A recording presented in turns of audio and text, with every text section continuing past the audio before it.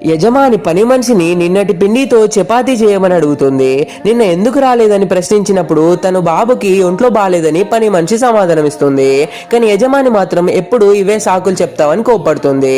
Coffee cup సరిగ్గా కడగలేదని, స్పూన్లు సరిగ్గా పెట్టలేదని యజమాని ప్రతి చిన్న విషయంలోనూ వంకలు పెడుతూనే ఉంటుంది.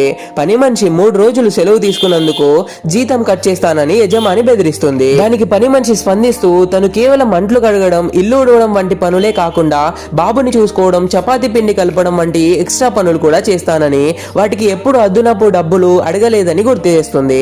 యజమాని కోపంగా బయటికి వెళ్ళిపో అని అంటుంది. పని మనిషి వెళ్ళిపోయిన తర్వాత ఆ పనులన్నీ ఒక్కరే చేసుకోవడం ఎంత కష్టమో యజమానికి అర్థమవుతుంది.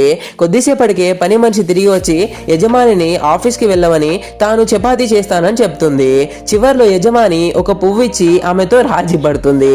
మనకు సహాయం చేసే వారిని తక్కువ చేసి చూడకూడదు. ఎవరి కష్టమైనా గౌరవించదగిందే. చిన్న చిన్న తప్పుల కంటే వారి సహకారాన్ని చూసి కృతజ్ఞతగా ఉండడం ముఖ్యం.